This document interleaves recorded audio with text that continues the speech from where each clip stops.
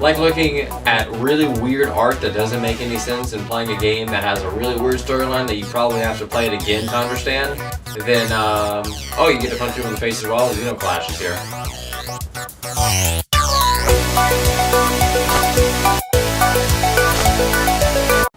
Today we're going to be talking about the game Zeno Clash. Weirdest game that you will probably ever play in your whole gaming career. This is one of those games that was brought up on Kickstarter, and the first one came out and the Kickstarter fans really enjoyed it, but the other people who didn't know about it didn't really like it because they didn't know what it was. Then the second one came out and it was a massive hit on Steam. That's just only on PC. So if you have an Xbox or a PlayStation, then you should probably go to PC because PC is master race. Basically, the plot of this game is if you took every single crazy person on Earth, then stuck them in a part of the world together, and that's the character you play as. Now, this character doesn't have any crazy, he doesn't have anything wrong with him, as the other crazy people do, but he just lives there. He enjoys seeing these crazy people, and he enjoys seeing their crazy things that they do. And basically, this game takes place in a year that I forgot the number to, but it's really, there's no technology, stuff like that. So you can really say the olden days, the old days with cavemen and stuff like that. And basically, in this village that you play as, your main character's name is Gat, G-A-T, and everyone believes that this bird, who is a man, has birthed all these children, and he is called the All-Mother. And everyone in this village loves the All-Mother because to them, she birthed them, that's their mom. Well, Gat doesn't agree with this, and he thinks that everything that he was told growing up is a lie. And so that's why he goes to this place where all the crazy people are, because he's sick of it. So you finally come back, and then you try to talk to the All-Mother, and she tries to kill you. And then that's how this quest starts. Now, this quest starts as in basically everything goes downhill from there, because it just gets weird. And you're going to have to play this game probably at least twice to have a general idea of what this is going on. Now, this is a FPB game, which I had never heard the term before, and that is a first-person brawler. So it's a first-person game, but it's a brawling-style game. And the first one is more of an action-adventure, meaning that the levels are planned out, and there's not really free roaming. And then the second one is it's not open world, but they give you freedom. And in the first one is really just mainly fists. They have guns, but the guns are just terrible.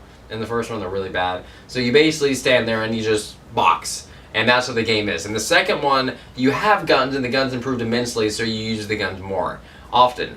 And this game also implements a lot of weird things, as there's humans, there's bird people, there's animal people. It's just a really weird game. And it's on Steam, regularly on sale.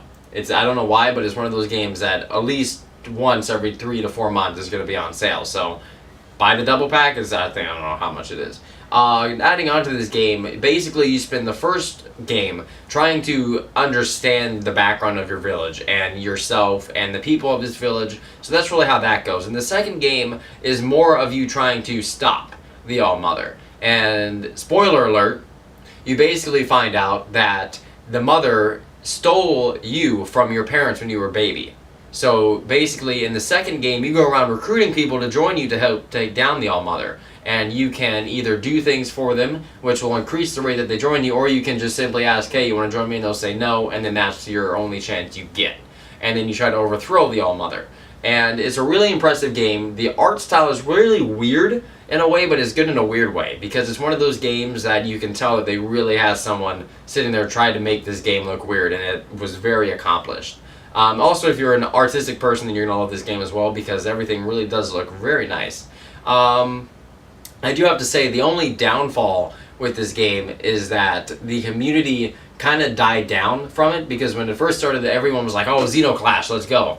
And no one knows what this game is nowadays. And the developers already said that the third one may come out or may not. So it's one of those games that you can invest in it, and you're not going to have to invest in anything else. There's no DLC, because DLC is just terrible. And thank you, EA, for DLC. We love you so much, and you make terrible games. If you are having some downtime and no really major games are coming out, I'd recommend you pick up Zeno Clash. It's really one to just kind of take a break from all the other games that are really similar. I would recommend watching gameplay on this video, because if you hate the gameplay and you don't think you'll like it, then you're going to hate this game.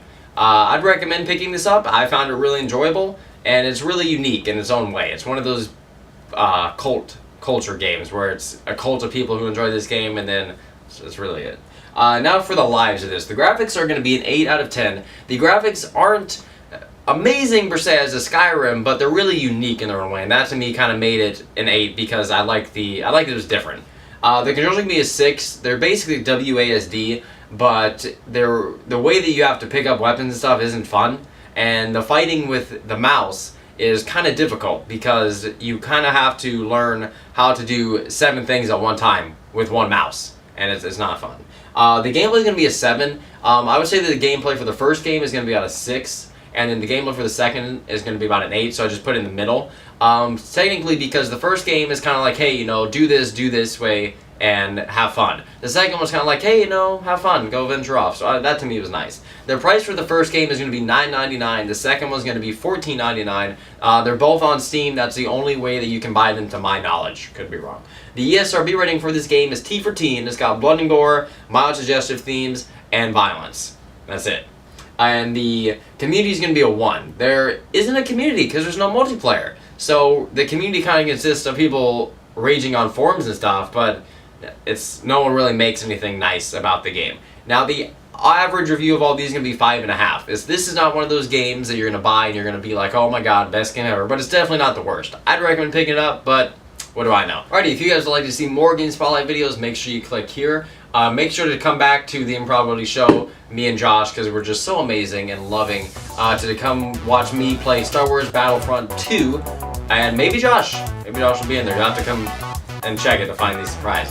Make sure you click here to subscribe, and if you don't subscribe, then I will come find you and send Jabak on you. And that's Jacob signing off.